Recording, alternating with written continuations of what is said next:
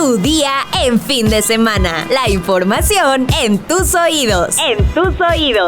Hola, ¿qué tal? ¿Cómo están? Ya por fin es fin de semana y fin de semana que ha habido como muchas notitas de justamente esto de la diarrea explosiva. ¿Lo has escuchado, Darío? Sí, pues ya no supe ni en qué quedó la novela, porque aquí en el Universal y en diversos medios, primero se reportó lo de la granja de lechuga, después ya dijo el CDC que era fake, bueno, que fue un falso positivo, después dijeron que no es cierto, que siempre sí era positivo, entonces ya no supe en qué fue la novela, qué quedó. Sí, justamente hay como mucha información, pero bueno, lo cierto es que pues sí tenemos que desinfectar nuestros alimentos y tener como estas condiciones de higiene para justamente evitar estas enfermedades, estas y otras enfermedades, ¿no? Porque sí, con todo. Justamente hablábamos de que es medio común aquí en México de que las enfermedades de la pancita, entonces justamente por eso la recomendación del día es ¿cómo desinfectar la lechuga? ¿Saben cómo hacerlo perfectamente? No.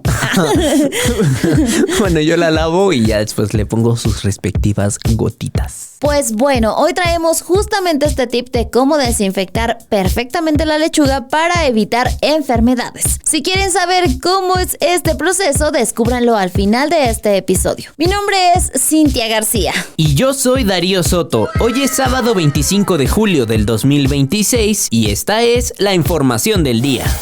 Nación. La Fiscalía General de la República investiga la cena que organizó la FIFA la noche del 10 de junio en el Castillo de Chapultepec para celebrar el inicio del Mundial. En respuesta a la solicitud hecha por el Universal, el Instituto Nacional de Antropología e Historia, INAH, informó que por estas investigaciones que lleva a cabo la Fiscalía, decidió reservar la copia del pago por más de 1.300.000 pesos que hizo la FIFA por el uso del inmueble histórico. El 23 de junio, investigadores del INAH presentaron una denuncia ante la FGR por haberse autorizado la cena para celebrar el arranque de la Copa del Mundo, a la cual acudió brevemente la presidenta Claudia Sheinbaum para dar un mensaje de bienvenida. Los investigadores acusaron que el evento transgredió la Constitución, la Ley General de Bienes Nacionales, la Ley Federal sobre Monumentos y Zonas Arqueológicos, Artísticos e Históricos, entre otras normas. El INAH también argumentó que de hacer pública la copia del pago por el uso del castillo, se violentaría la secrecía que debe haber en denuncias penales, como lo establece el Código Nacional de Procedimientos Penales. El 20 de junio, el INAH dio a conocer que la FIFA pagó más de 1 millón de pesos por la renta del castillo de Chapultepec y que se habría cumplido con la normatividad para el uso del recinto y con las medidas necesarias para garantizar su preservación. El instituto justificó que la cena tuvo el propósito de promover el patrimonio cultural de México ante más de 200 representantes de distintos países. Días después, en la conferencia de prensa presidencial, Claudia Curiel de Icaza, titular de la Secretaría de Cultura, afirmó que la renta del castillo no representaba ninguna violación a la ley y mencionó que la denuncia de los investigadores del INAH no procedía.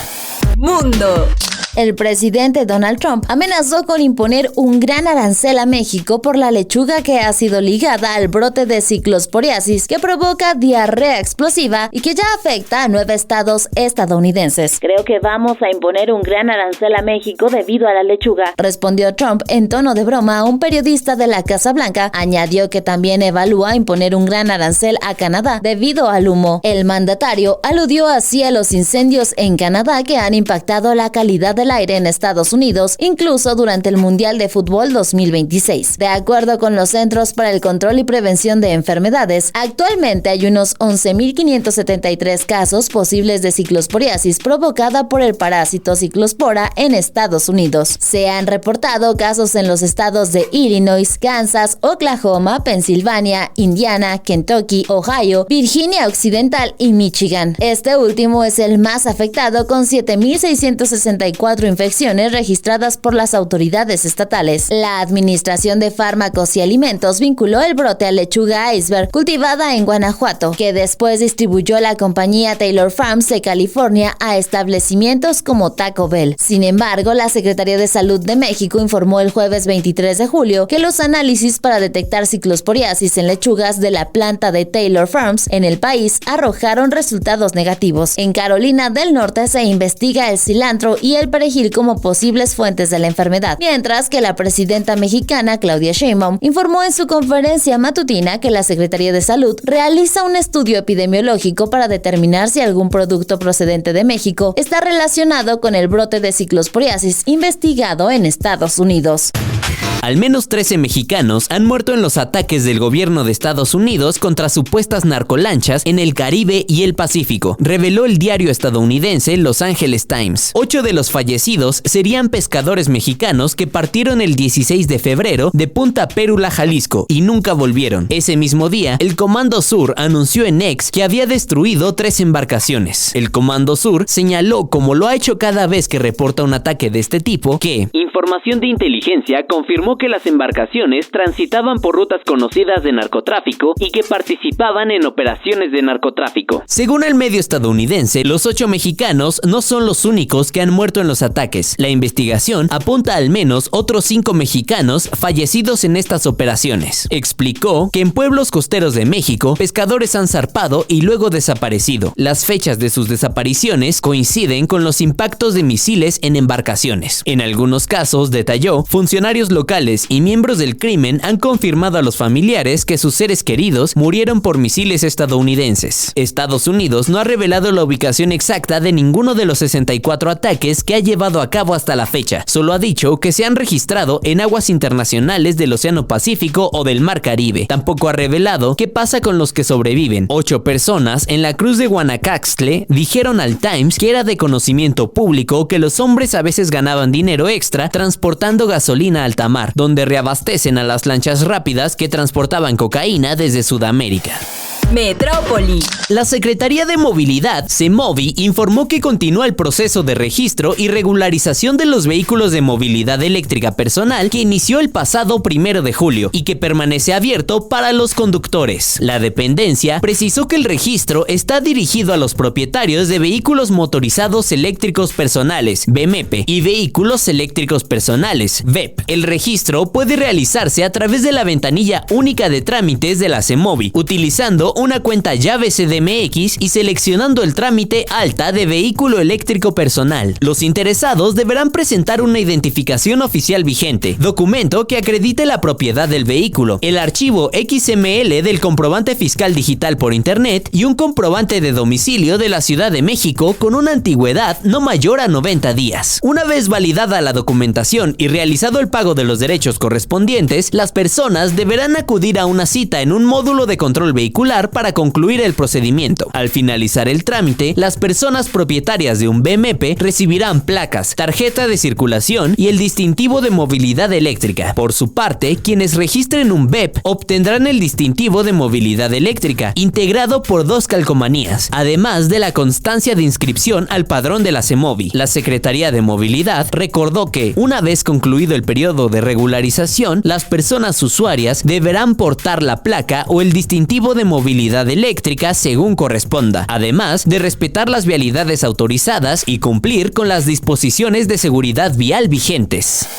Estados. El secretario de Seguridad y Protección Ciudadana, Omar García Harfuch, informó que el alcalde de Temuac, Valentín Lavín Romero, asesinado en una oficina cercana al Palacio Municipal, se encontraba bajo investigación por presuntos vínculos con células delictivas que operan en la región oriente de Morelos. Durante la conferencia matutina encabezada por la presidenta Claudia Sheinbaum Pardo, el funcionario federal calificó el crimen como lamentable y expresó la solidaridad del gobierno de México con la familia del edil y los habitantes del municipio. De acuerdo con la Fiscalía Estatal, Lavín Romero fue asesinado por 2 hombres que ingresaron al inmueble y le dispararon a quemarropa. García Harfuch detalló que como parte de las investigaciones, las autoridades locales aseguraron las oficinas del gobierno municipal de Temuac para preservar indicios y fortalecer las líneas de investigación. El titular de la Secretaría de Seguridad y Protección Ciudadana añadió que las instituciones federales y estatales continúan desarrollando trabajos de inteligencia para esclarecer plenamente el homicidio y capturar a todos los responsables. Además, reveló que el presidente municipal estaba siendo investigado por posibles nexos con las células criminales conocidas como los Aparicio y los Huazulco, relacionadas con delitos de alto impacto como secuestro, extorsión, narcomenudeo y homicidio en distintos municipios de la región oriente de Morelos. Habitantes y colectivos ambientalistas denunciaron que un proyecto inmobiliario amenaza la conservación de las dunas y la anidación de tortugas en Chuburná, Puerto en Yucatán. Señalaron que este proyecto contempla intervenir más de 92,000 metros cuadrados para construir torres de departamentos, estacionamientos, áreas comerciales, vialidades y amenidades. Sobre este caso, el colectivo Salvemos las Dunas denunció la destrucción de este ecosistema clave para el desove de tortugas marinas. Además, informó que solicitó datos ante la Semarnat sobre los permisos otorgados a la obra, el dictamen de impacto ambiental, el destino de las especies que habitan la zona y la autoridad que autorizó el proyecto. Los participantes de la campaña recordaron que años atrás el acceso de vehículos a este sitio quedó restringido debido a su importancia ambiental y cuestionan las acciones de las autoridades ante la situación actual. Deportes.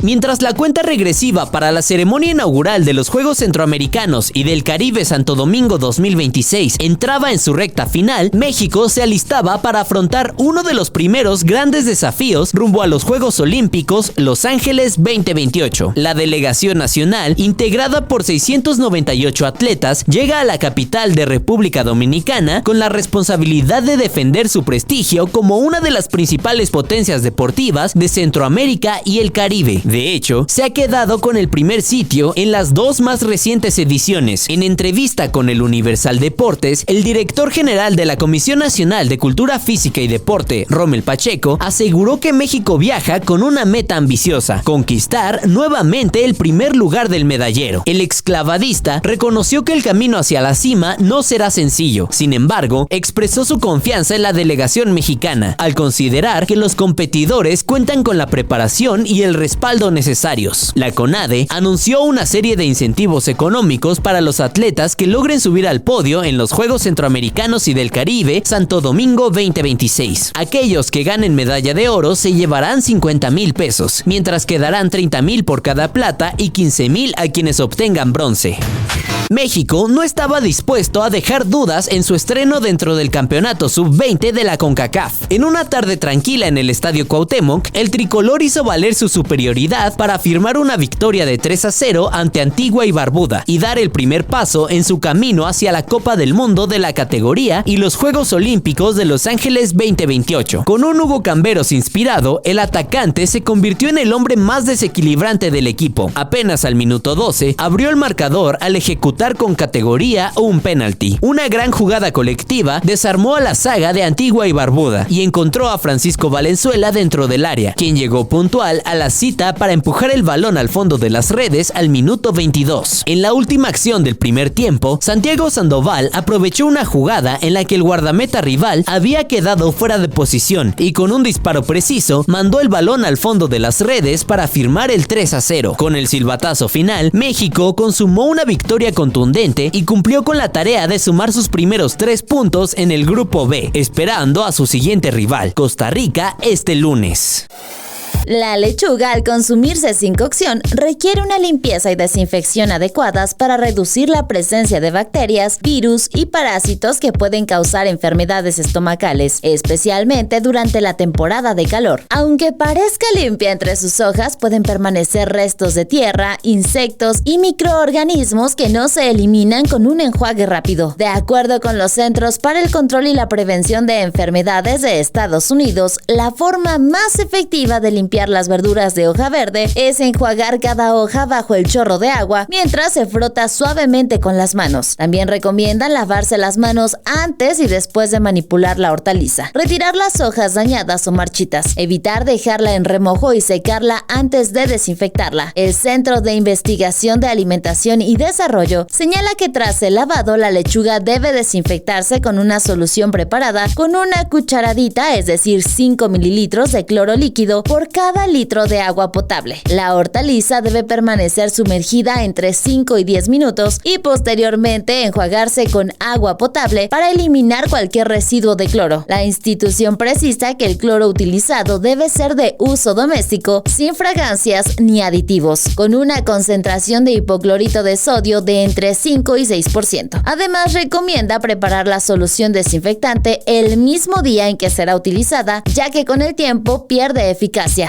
Ahora sí, vámonos con nuestra sección favorita, los comentarios. Ulises Rojas nos dice, ¿qué onda con esa gente que creen que ustedes trabajan de a gratis? Es obvio que el podcast se tiene que financiar de algún lado. Alex Atzoka nos dice, con ese jugo si no te quita la gripa te da diabetes. Es que hay jugos que híjole, sí, son una bomba o bombas gástricas también, de que tienen un montón de cítricos. Sí, no, pero se pueden seguir haciendo con las plantitas sin la fruta, porque si, o sea, tomarlos diario incluso puede ser justo. Sí, dañino. O igual y lo mejor yo creo que sería como acudir a un especialista. O sea, si tú ya ves o detectas que hay ciertas cositas que, híjole, o muy dulce o me hace daño, consultar con un especialista creo que es la mejor opción. Pedro Hop nos dice, hola, buenos días, saludos. Irving García nos dice, hola, ¿qué tal? Saludos a todo el equipo de Tu Día con el Universal. Me pregunto, ¿hasta qué hora puedo mandar mi mensaje para hacer el último comentario? Una risa de Karen.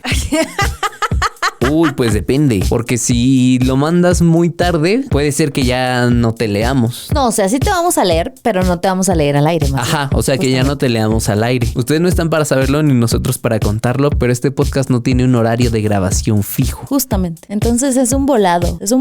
Y va a ser de suerte, porque insisto, hay días que grabamos muy temprano, hay días que grabamos muy tarde. JL Trejo D nos dice, hola tío Tavo, saludos a todo el equipo, mándenme unas risas de Karen y Cintia. Por cierto, buena receta la del jugo antigripal, la pondré en práctica. Rayo Monarch 12 nos dice, gracias por la receta, Tavo, saludos cordiales. Carla Jiménez nos comenta, pagamos Spotify para saltarnos los anuncios. Ya no se quejen, lo importante es estar enterados. Juli NH nos dice, mi primer comentario después de un año escuchándolos. Perfecto, pues bienvenida y esperamos tenerte más seguido por acá. Y finalmente le mandamos un gran saludo a Sara de Noche. Por hoy son todos los comentarios. Esperamos estén teniendo un excelente fin de semana. Ahora sí, ya estás informado. Pero no olvides seguir todas las redes sociales del Universal para estar actualizado. Comparte este podcast. Y mañana no te olvides de empezar tu día en fin de semana con El Universal. Tu día en fin de semana. La información en tus oídos. Y ahora vamos con un pequeño dato musical. ¿Sabías que un día como hoy, pero del año 1926, nació Tomás Méndez Sosa, compositor mexicano, autor de canciones reconocidas a nivel mundial como Cucurrucucú Paloma, Paloma Negra, La muerte de un gallero o Leña de Pirul? Sin formación musical académica, comenzó a componer de manera intuitiva en 1947. Sin recursos ni contactos sólidos, se mudó a la Ciudad de México y se integró paulatinamente al ambiente artístico. En 1950 obtuvo su primer empleo en la XCW. Su talento encontró reconocimiento cuando Mariano Rivera Conde, director artístico de RCA Víctor, descubrió sus composiciones. Sus canciones comenzaron a ser grabadas por grandes intérpretes, entre ellos Miguel Aceves Mejía, Lola Beltrán, Pedro Infante, Javier Solís, Los Dandys, Vicente Fernández, Luis Miguel, Yuri, Pedro Vargas o Antonio Aguilar, entre muchos otros. Ya consolidado como compositor, regresó a la XCW, ahora como cazador de talentos. Una joven sinaloense de nombre Lucila intentó colarse al estudio. Tomás le negó el acceso, pero ella, de más de unos 75 metros de estatura, empujó con fuerza la puerta y logró entrar. Así se conocieron Lola Beltrán, cuyo nombre verdadero era Lucila, y Tomás Méndez. Lola fue la intérprete que más canciones le grabó. Juntos formaron una de las parejas artísticas más prolíficas de su época. Alguna vez se oyó decir, Tomás nació para componer Cucurrucucú Paloma y Lola para cantarla. ¿Y tú, conocías a este compositor mexicano?